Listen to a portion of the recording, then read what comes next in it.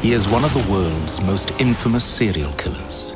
He literally butchered his victims. He is responsible for the murder of 5 prostitutes in London's East End. He was peculiar, he was narcissistic, and had a rich, sadistic fantasy life. Crime scenes so gruesome, they shock even the most hardened investigators. There was a great mutilating gash down her abdomen. He was somebody who wanted attention, who wanted recognition. But who is this monster that lurked along the gaslit alleys of London's East End? His name? Jack the Ripper. He knew the people, he knew the streets, and he was working on familiar territory in what modern serial killing terms is called the comfort zone. He must have been someone who didn't stand out from the crowd. The true identity of Jack the Ripper is something that we may never really know. But what a name he'd created. I think everybody likes a whodunit, and Jack the Ripper is the classic whodunit. Jack the Ripper, up next on Biography.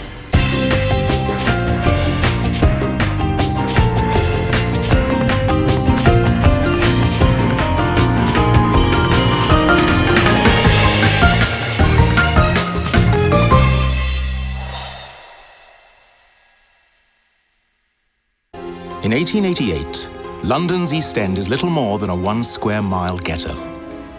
For the ragged masses that call it home, survival is a daily struggle. It was overcrowded, overpopulated, with 80 or possibly 90 people living in 3 rooms in a shabby lodging house. Unemployment, prostitution, disease, alcoholism, they were all rife. This was a skid row of the metropolis. A terrible area of considerable slums and poverty. You had the Ashkenazi Jews from Russia and Poland. You had a lot of Irish immigrants who'd come over with the potato famine. And it was a noisy, bustling area. It was a dirty and very, very violent area. However, residents are unprepared for the violence to come. The brutality of street fights will be overshadowed by the maniacal torment of a madman. August 31st, 1888. Prostitute Polly Nichols strolls the streets of Whitechapel, looking to make her rent money. Instead, she meets a grisly death. Her throat and her abdomen have been slashed. September 8th. Just 8 days after the murder of Polly Nichols, 47-year-old prostitute Annie Chapman meets her own violent end. September 30th. Prostitutes Elizabeth Stride and Catherine Eddowes are slain in what becomes known as the double event. In early November, the same killer strikes again, this time with grotesque violence. Prostitute Mary Kelly's mutilated body is discovered in her boarding room. Her body is so disfigured, she is barely identifiable. Police have a serial killer on their hands, one who calls himself Jack the Ripper.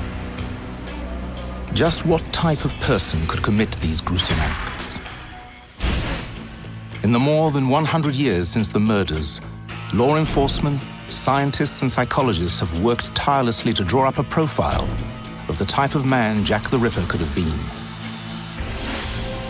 Jack the Ripper was probably someone who was around mid-20s to mid-30s. He was probably white. He certainly wouldn't have looked strange to an outside person. He would look fairly normal. He was somebody who wanted attention, who wanted recognition, and somebody who was very self-centered. But underneath the narcissism were very deep feelings of inadequacy. I wouldn't be surprised at all if Jack the Ripper was married, probably married to a woman either much older, much younger, or someone who is inadequate in some way, but somebody that he would feel totally dominant with. However, in August 1888, the residents of Whitechapel are unaware that a sadistic killer like this is lurking on the streets. Prostitutes continue to peddle their wares in the darkened streets and back alleys of Whitechapel. Mary Ann Polly Nichols is among those unfortunate souls. On the evening of August 31st, Nichols shows off her new hat to the owner of her boarding house. Though short on her rent, she drunkenly brags that with her jolly bonnet, she'll soon have her money. Polly heads out into the night, unaware of the grisly fate that awaits her. At around 3:30 a.m. on August 31st, 1888, a carter named George Cross was walking along this East London thoroughfare, then called Bucks Row, when he spied a bundle lying in a gateway that stood here. Crossing to investigate, he saw it was the body of a woman. Within moments, another carter, Robert Paul, had joined him, and they decided to go and find a police officer. They came back with 3, one of whom, P.C. Neal, shone his bullseye lantern onto the woman, and the 5 men saw to their horror that her throat had been cut. And when her body was removed to the mortuary, it was found that not only had her throat been cut almost to the bone, but there was a great mutilating gash down her abdomen. Now, if you like, that gash in itself was a clue to the personality of the killer. This wasn't just somebody robbing her and cutting her throat. There was something sick about the killer himself. Polly Nichols is not the first prostitute to be murdered in Whitechapel.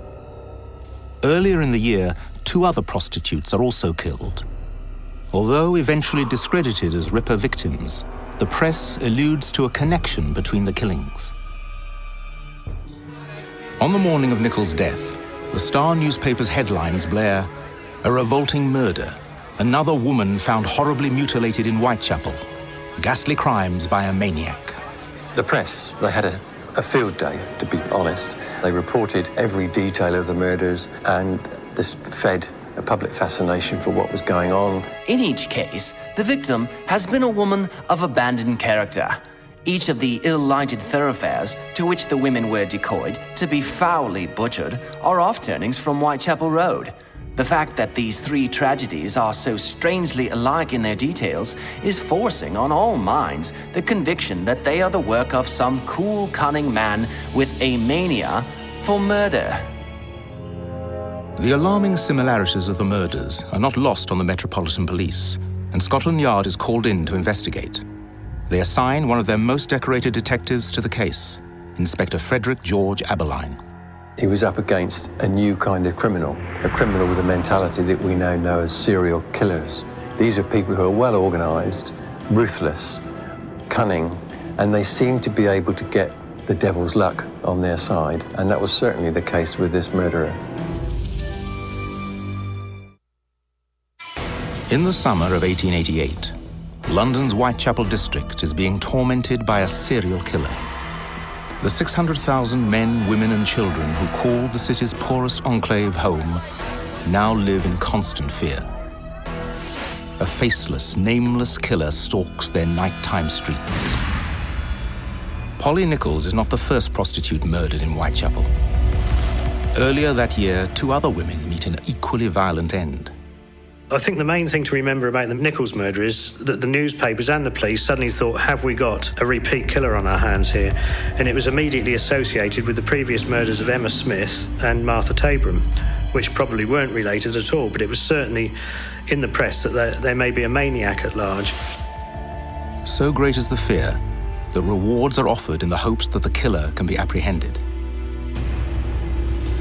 Ellen P. Walter & Son of Spitalfields, a clothing manufacturer, writes to England's Home Office, asking them to offer a reward in exchange for information leading to the arrest of the murderer. Much to the public's dismay, the government summarily rejects the request. Rewards had in fact been offered by the Metropolitan Police and others at various times in the past, and the policy had been discontinued because it was felt the offering of rewards encouraged people to give false information in the hope of getting the reward.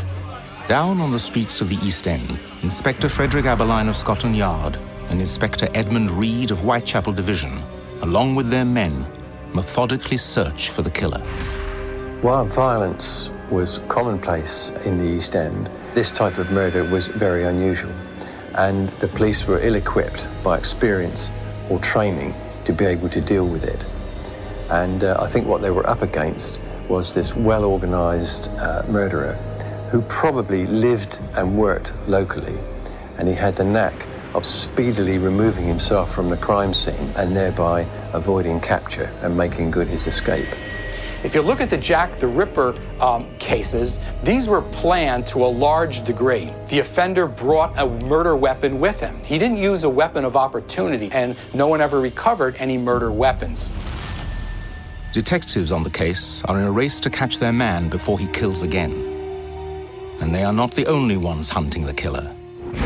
On September the 5th, the Star identifies their prime suspect, a ne'er-do-well known as Leather Apron. A great scare began about somebody called Leather Apron. Leather Apron was supposed to threaten the local prostitutes and extort money from them at knife point, and a number of the prostitutes thought that this man may well have been the Ripper. The real point, of course, is that it was known that Leather Apron was Jewish, and it had nearly started anti-Semitic rioting with the suggestion that a Jew was committing these murders. Even as tensions grow hotter and the search for Leather Apron intensifies, the killer strikes again on September 8th, just before dawn. The victim is 47-year-old prostitute Annie Chapman. This was in the backyard of 29 Hanbury Street, and of course there was severe mutilation. He totally opened the abdominal cavity. Her genitals were on her shoulder. He'd removed the womb and taken it away with him, cut her throat, and it was a very unpleasant sight. He has to mutilate the body, and when he does it in a repetitive, ritualistic way, he more or less leaves his signature or his calling card. This time, the police have an eyewitness, Mrs. Long, a local resident. Mrs. Long, who identified Chapman as a woman she'd seen standing talking to a man at 29 Hanbury Street, described the man as a little taller than the woman, and Chapman was 5 feet tall. He looked foreign. We don't know why she thought he looked foreign. And she also heard him say to the woman, "Will you?" And she replied, "Yes." And there's a further descriptive passage in the local press of the time, which didn't appear in the police reports, that he was wearing a long overcoat and a deerstalker hat. In addition to Mrs. Long's testimony, a leather apron is found lying in the rear yard at 29 Hanbury Street. 2 days later, Sergeant William Thick of the Metropolitan Police arrests boots finisher John Pizer, the man reputed to be Leather Apron. The police fight through angry mobs as they lead Pizer into the station for questioning. Cries of murderer and Leather Apron fill the air. I think to satisfy the public clamour that Leather Apron should be arrested, the police apprehended John Pizer. At least they appeared to be doing something. Now, Pizer had a dodgy record. He had attacked a man with a knife the previous year, and he was charged with indecent assault on a prostitute shortly before the murders began. Under questioning, Pizer denies that he has ever been referred to as Leather Apron. Sergeant Thick contradicts his testimony, saying he has known him for 18 years and that he's definitely the man known by that name. Eventually, Pizer provides a credible alibi and is released. The leather apron found in the yard proves to be a red herring as well. It belongs to a nearby resident. Adding to Scotland Yard's frustration, several other suspects brought in and interrogated are cleared of suspicion. And serious historians recognize that, given the limitations of forensic science, which was effectively non-existent at the time, the police really did as good a job as one could reasonably expect. The police put detectives in disguise on the streets, just trying to look the part, wearing patches, walking sticks, anything to make them not look like a detective. In fact, the joke of the time was that whatever they dressed up in, they always kept their big policeman's boots on and gave themselves away. That's not the only factor, because of course, policemen on the whole are fairly big, robust men. So I think even putting plain clothes on them didn't disguise their, their true calling. The police tactics are evidence of the terror the killer has unleashed on the streets of Whitechapel. There is a public panic, and no attempt to track the killer seems too absurd. By September of 1888, dozens of additional detectives and policemen have been moved into the East End. They are joined by members of the newly formed Whitechapel Vigilance Committee, headed by businessman George Lusk. The police continue to haul in dozens of suspects from the East End. Inspector Aberline points to Joseph Eisenschmidt, a mad Swedish butcher, as the principal suspect. At the inquest for Annie Chapman, Coroner Wynne Baxter concludes the killer has surgical expertise, based upon the degree of the mutilations and the fact that Chapman's uterus is missing. The main theories thrown out at the time were that the Ripper might be a butcher or a doctor. This was because some of the medical men examining the bodies thought that he showed some anatomical knowledge. One of them thought he showed actual real skill. One should add immediately that others thought he showed no skill whatever. The butcher theory has some merit, I think, because especially on account of the throat cutting. And that, for me, has resonance with the kind of skill used by a slaughterman. And in the case of the murder victims, it is likely that they were forced to the ground, and then with a single slash of the knife, their throats were cut back to the bone. While speculation on the killer's identity continues, the man himself gets restless. He tries his hand as a writer in the first of 2 letters sent to the Central News Agency on September 27th. Dear boss, I keep hearing the police have caught me, but they won't fix me just yet. The next job I do, I shall clip the lady's ears off and send to the police officers just for jolly. Wouldn't you? Yours truly, Jack the Ripper. The murderous fiend now has a name. The senior police at the time thought that the letters were the work of a journalist who wanted to keep the story going. Most serious scholars today are quite sure that these letters did not come from the murderer. But what a name he'd created, Jack the Ripper.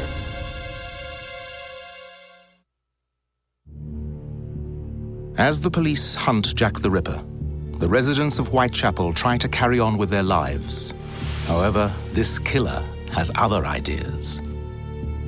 In his second letter to the Central News Agency, dated September 27th, the Ripper enthusiastically brags, "My knife's so nice and sharp, I want to get to work right away." Without a doubt, Jack the Ripper wanted to take complete credit for all of the murders, and that's why he sent letters to the police describing the murders themselves. He wanted to offend the police, he wanted to shock the police, and he actually achieved that.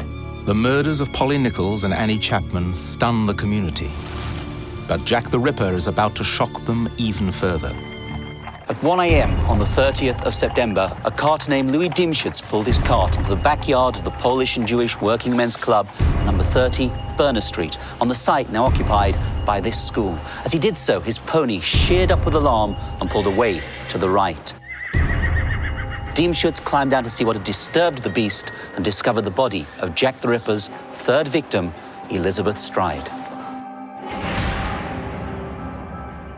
She'd only had her throat cut, and the argument for her being a Ripper victim is the killer was disturbed by the arrival of the witness Dimschutz in his horse and cart, and the killer then made his way off without carrying out any further mutilation. I don't think Stride was a Ripper victim, but I can't prove that. Police quickly arrive at the murder site and launch an intensive search of the area. They believe the killer may still be lurking nearby in the shadows.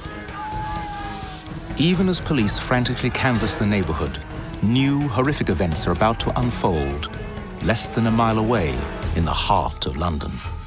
1:45 a.m. on the morning of the 30th of September, 1888, P.C. Watkins of the City Police turned into Mitre Square. With his bullseye lantern, he began to move around the corners of the square. When the beam illuminated the spot just over here, he saw a bundle, approached it, and stumbled upon the body of Catherine Eddowes, Jack the Ripper's fourth victim. And here is where we see him getting horribly into his stride. Some very detailed post-mortem obsessive activity attacking the face. He took their organs out, and he did so in a very methodical way and a very brutal way that really shocked the conscience of the entire community, even the police force at that time. He nicked both eyes, he put V-shaped cuts on her cheek. The tip of her nose was cut off, she had a diagonal slash across her right cheek, and part of one of her earlobes had been detached and fell off. The abdomen was totally opened up, intestines removed. He took away with him the left kidney and the uterus. He probably wasn't fully satisfied, fully gratified with the first killing for one reason or another and wanted to do it again. And he felt perhaps that he could do it again because of the circumstances that presented themselves at that time. For the first time since the murders began, police find significant clues on Galston Street back in the East End. One is a piece of apron, and this is important because it was a piece of Catherine Eddowes' apron. And he'd used it to wipe his hands on. It was covered with blood and mess from inside her body. Several witnesses come forward who have seen both women just prior to their deaths. Israel Schwartz, a Hungarian immigrant, witnesses a man assault Elizabeth Stride just minutes before she's killed. Schwartz goes on to describe Stride's attacker as a man 5'5" tall with dark hair and clothing, a small brown moustache and a peaked cap. Meanwhile, there's also a witness in the Catherine Eddowes case. The man a witness sees with Eddowes is a far cry from the dapper stranger associated with Jack the Ripper today. If Jack the Ripper was walking around Whitechapel section of London at that time, he would have fit in completely. If you mention that name, Jack the Ripper, to anybody, it conjures up this image of a man in a top hat carrying a Gladstone bag, stalking the shadows, looking for his unsuspecting prey. That isn't what he would have looked like. If anybody like that had approached the prostitutes at the height of the panic, then they would have screamed out and attracted attention. We know from the descriptions that he wore a peaked cap or hat, that he probably wore a pea jacket and a loosely tied scarf round his neck. If anything, he'd have had something of the appearance of a seaman. We're talking about someone who can commit a murder and then lose himself in streets where you have anything up to 10,000 people walking through those streets. And to have done that, he must have been someone who didn't stand out from the crowd. I think he lived locally because the speed with which he escaped from the crime scene, even when the area was intensely patrolled by police. If he were a slaughterman, then he could have escaped from the crime scene to his place of work. How is the Ripper able to commit such gory mutilations and escape without being covered in blood? Detective Edmund Reed later described the police's frustration and the killer's cunning modus operandi. The position of the blood in the body showed that he had slashed her throat with his right hand from right to left, causing the blood to spurt away from him, so that he probably never had any bloodstains on his clothes. One of the great difficulties of the case for the police was that it was a case of a maniac's cunning outwitting reason's methods. Jack the Ripper could have easily brought a change of clothes with him. It was noted, at least by one eyewitness, that a person at the crime scene around that time was carrying a big bag with him. On the morning after the double murder, the Central News Agency receives another taunting postcard from Jack the Ripper. It is written in red ink and matches the handwriting of the previous correspondence. It is believed that the letter was written on September 30th, the date of the killings. I was not codding, dear old boss, when I gave you the tip. You'll hear about Saucy Jackie's work tomorrow. Double event this time. Number one squealed a bit, couldn't finish it straight off. Had not time to get ears for police. Thanks for keeping last letter back till I got to work again. Jack the Ripper. If you look at the letters as a whole, the letters themselves are very interesting. The letters are taunting the police. Certainly the letter writing would be consistent with the type of personality outlined before. Someone who's narcissistic, who wants attention, who wants to show how smart he is, that wants to taunt the police that he, Jack the Ripper, is in control and not members of law enforcement. On the same day the letter arrives at the Central News Agency, the Lord Mayor of London offers a £500 reward for information leading to the conviction of Catherine Eddowes' killer. He receives nearly 1,400 tips. Fear of the Ripper leads many prostitutes to abandon their nocturnal pursuits. Scotland Yard increases the number of men on patrol from 27 to 89. No two policemen are further than 15 minutes from each other as they walk their beats. Copies of the two Ripper letters are published and posted throughout the East End in the hopes that someone will recognize the handwriting. On October 16th, George Lusk, head of the Citizens' Whitechapel Vigilance Committee, receives a mysterious parcel in the mail. It was a small cardboard box containing half a human kidney longitudinally divided, and a letter from hell stating it was half the kidney he'd taken from one of the women, which he had preserved. It wasn't signed with any name, it just said, "Catch me when you can." The one letter that some experts today think might be genuine is the Lusk letter.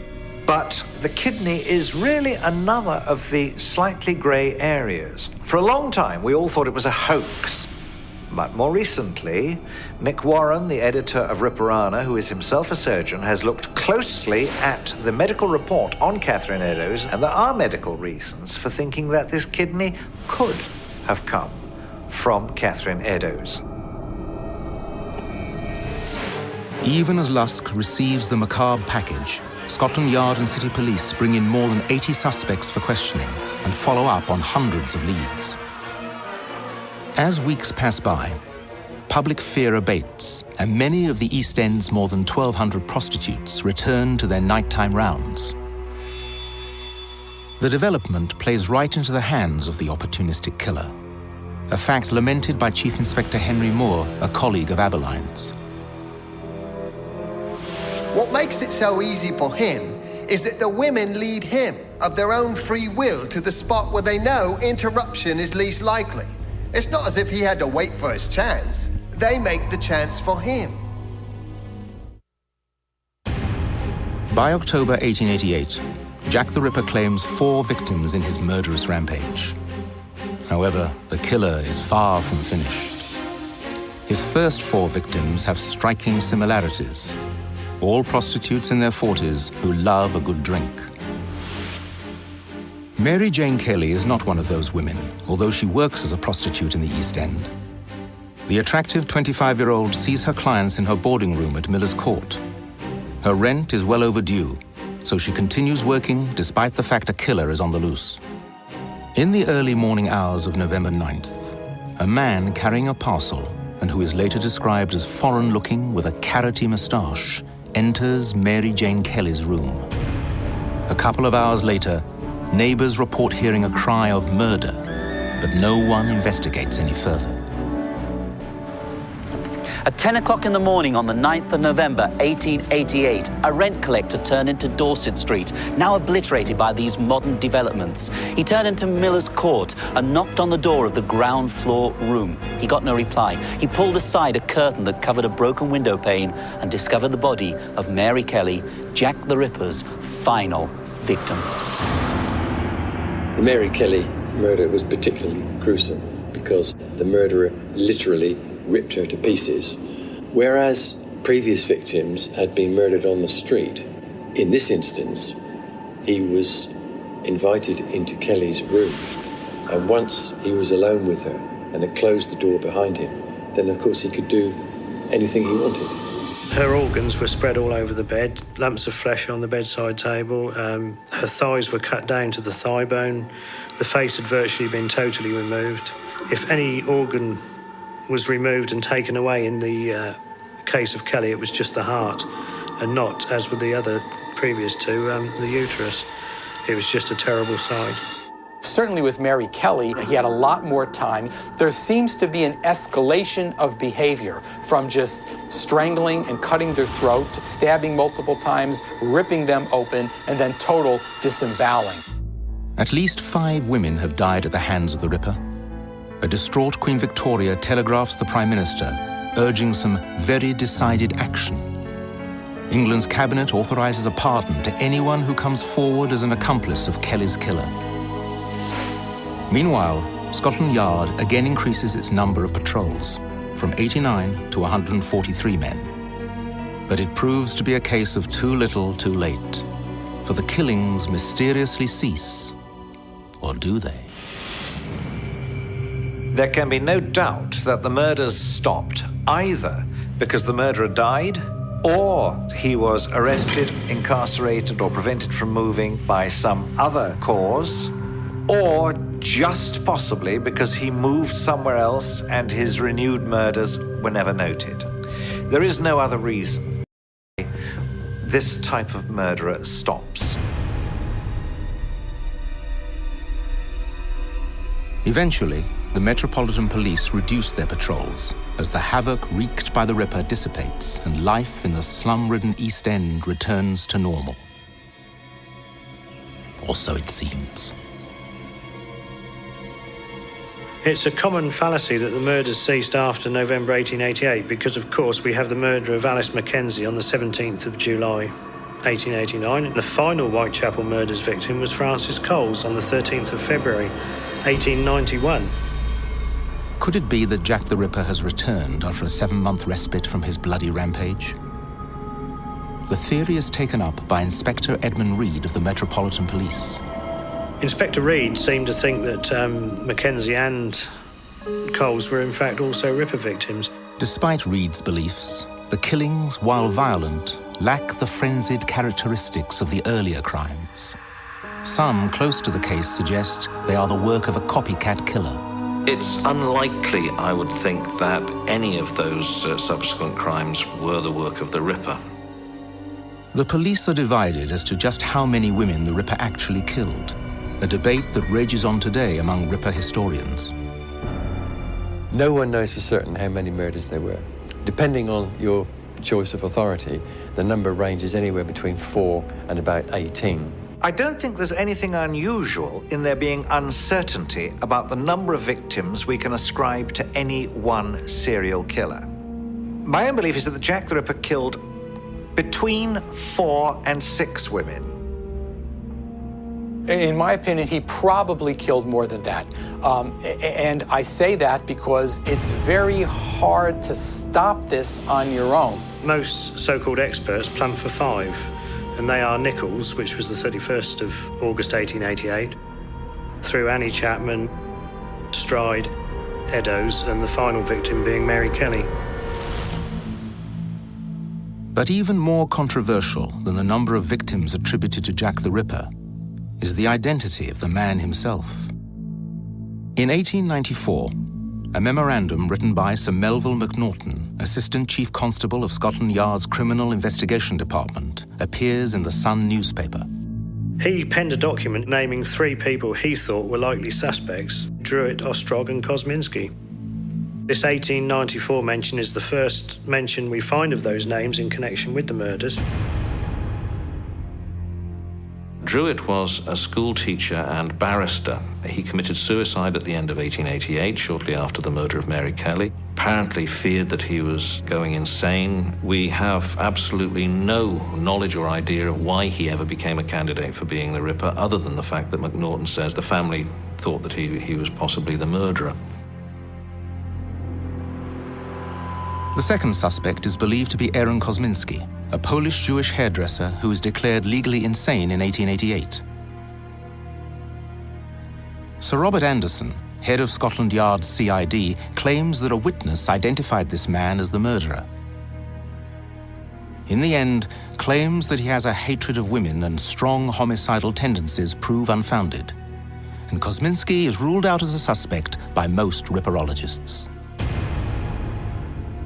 Macnaghten's third and final suspect is Michael Ostrog, a Russian conman who has passed himself off as everything from a surgeon to a priest. Ostrog, I think we can fairly safely dismiss. He was a much older man. He was a con man and a petty thief and was probably in France at the time of the murders. Macnaghten and Anderson are but 2 of the scores of men with a vested interest in the Whitechapel murders. What about the detectives in the field? Who do they think committed the killings? In 1903, now retired Detective Frederick Aberline suspects George Chapman, a man who was convicted of poisoning his 3 wives. Aberline believed that if you were wicked enough to poison your wives, you were clearly wicked enough to be Jack the Ripper. Well, wicked enough maybe, but psychologically, they're totally different types of crime, and Chapman clearly was not Jack the Ripper. Aberline later concedes, however, that Scotland Yard is really no wiser on the subject than it was 15 years ago. When an American journalist visits the Yard's crime museum in the early 1900s, he asks why there are no relics of the Ripper murders. The detective conducting the tour replies, "There is no more of a clue to that chap's identity than there is to the identity of some murderer who will kill someone 100 years from now."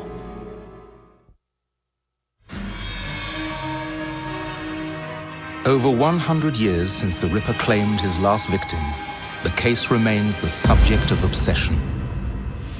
Year after year, books come out and theories come out, and each year you'll think, we've caught him, that's definitely him, that's convinced me. And then you'll read the next book and think, oh, that could be him as well. The hunt for Jack the Ripper is no longer carried out on the streets of London's East End. Now, men and women seeking the Ripper's true identity spend countless hours sifting through thousands of documents in libraries and archives around the world. In 1988, John Douglas, a former agent and profiler from the FBI's Behavioral Science Unit, attempts to reconstruct Jack the Ripper's personality. Douglas believes that the Ripper mutilated animals as a child, worked as a butcher or mortuary attendant, was plagued by paranoia, and probably carried a knife for protection. Douglas also guesses that the Ripper lived or worked very near the location of his first murder and harbored a great hatred for women and prostitutes. I think Jack the Ripper was a person consistent with what we know about the persona of modern serial killers. Probably an individual of low esteem, seeking revenge, perhaps, against the world, and doing this by killing the people that made easy targets. Psychologically speaking, we're talking about someone who was very much in control of his emotions to begin with, but then this bloodlust, this need to murder. Motive-wise, there's no motive. He does it for the satisfaction of the murders. In 1992, a journal surfaces that is purported to be that of Jack the Ripper. The author is supposedly James Maybrick, a Liverpool cotton broker who died in 1889. Numerous experts are called in to ascertain the document's authenticity. There's no information in the Maybrick diary which is in any way significant, there's nothing there which tells us anything or provides us with any additional information, which is one of the reasons why so many people initially considered it was a forgery anyway. Year after year, the public is deluged with some rather sensational Jack the Ripper theories, ranging from speculation that the Ripper was Queen Victoria's grandson, Prince Albert, to a suggestion that the crimes were the work of the secretive order of Freemasons. There's really no evidence of that at all. It's really totally nothing but speculation. I think the case has produced a huge number of suspects simply because there is this desire to identify the Ripper. And I think, when there's not a real suspect, then sometimes they get manufactured. In 1993, Ripper historian Stuart Evans makes a stunning discovery. An 80-year-old letter written by Chief Inspector John George Littlechild, head of Special Branch, Scotland Yard. I found the Littlechild letter naming a brand new suspect that nobody had ever heard of before. And that was Dr. Tumblety, the quack American doctor. Though court records from the time indicate that Tumblety was arrested on November 7th for gross indecency with a male, it's possible that he was released in time to have still murdered Mary Jane Kelly 2 days later on the 9th. A week and a half later, Tumblety jumps bail and flees to America. Scotland Yard officers pursued him to New York, so they obviously felt there was something a bit more serious than the misdemeanor of gross indecency. Tumblety eludes his pursuers and is never captured. Though much of his private life is cloaked in mystery, the not-so-good doctor remains a prime suspect today. I think if I had to give my own opinion on what the Ripper looked like, I would paint a picture of a person similar to Tumblety, who was a great misogynist. He hated prostitutes. He'd got an anatomical collection, if the stories are to be believed in the States, of wombs in glass jars. He's got all the prerequisites, and I think Tumblety is the right sort of man. As with nearly every other facet of the Ripper murders, there is controversy about Tumblety's viability as a suspect, largely because of his alleged homosexuality. Now, homosexual serial killers kill other men. They don't kill women. In the case of the Ripper, we are definitely looking for a heterosexual, not for someone like Dr. Tumblety. Dr. Tumblety is an unlikely suspect in my view. He was described as a tall, rather lanky man with effeminate ways, which earned him the nickname of Miss Francis. He also wore a flamboyant moustache, and this is shown in most of the photographs of him. A most unlikely character to be seen in the East End. He would have stuck out like a sore thumb. If not Tumblety, who are the prime suspects today? Was Jack the Ripper truly a madman who lived in the East End? I think it's likely that our murderer was a man who by occupation was a slaughterman, who was familiar with the area. He knew the people, he knew the streets, and he was working on familiar territory in what, in modern serial killing terms, is called the comfort zone. I believe that Jack the Ripper was probably a man who was put into the asylum under the name of David Cohen by the police. Now, he goes in at precisely the right time for the murders to stop. He is a poor foreign immigrant Jew from Whitechapel, and he is the most violent man to appear in the asylum over the next 2 years. My own personal opinion is that it was someone who, as many of the police officers who worked on the case say, was just an ordinary Polish Jewish immigrant living in the heart of the neighborhood. I think the idea that it was a foreigner is probably more politically motivated than scientifically motivated. I mean, any time there is something horrific that happens in one's community or country, the first people that are suspected are people that are different than the particular makeup of the community. The true identity of Jack the Ripper is something that we may never really know, but it's very difficult to say that with any certainty because so much has happened over the last few years. In 2003, crime novelist Patricia Cornwell joins in the search for Jack the Ripper. In a highly publicized novel, she identifies the killer as artist Walter Sickert. What makes Patricia Cornwell's analysis so compelling is that she combined not only forensic science, but combined it with psychological science, behavioral science, and a great deal of common sense. When you look at all of the elements of the Jack the Ripper case and look at the life, background, and behavior of Walter Sickert, it really seems to fit. In May 2006, one of the most shocking allegations in the Jack the Ripper case surfaces in Australia. Professor Ian Finlay runs DNA tests on the remaining evidence and suggests that the killer may have been a woman. The idea that Jack the Ripper was really Jill the Ripper, I think, is incorrect, and the odds of that are just astronomical. These are all men who kill women, sexually motivated serial killers. Scientists and law enforcement may still be obsessed with Jack the Ripper, but they are certainly not alone. Hollywood has made millions off the public's fascination with the elusive murderer. In the Hollywood film From Hell, Johnny Depp played the part of Inspector Abberline, and Michael Caine played the role of Inspector Abberline in the British TV series. So the interest in this subject is unflagging. Yet is it possible that we may one day learn the identity of Jack the Ripper? There are reputable historians and criminologists working on the background to these murders, and it is from their work that we may find the clues that will help us to progress a resolution to these murders. It's unlikely, but history teaches us we should keep an open mind. It is just possible that there's some nugget of undiscovered information that might come to light. But until we know for certain who the killer is, the mystery will continue to fuel the allure and the legend of this Victorian murderer. I think everybody likes a whodunit, and Jack the Ripper is the classic whodunit.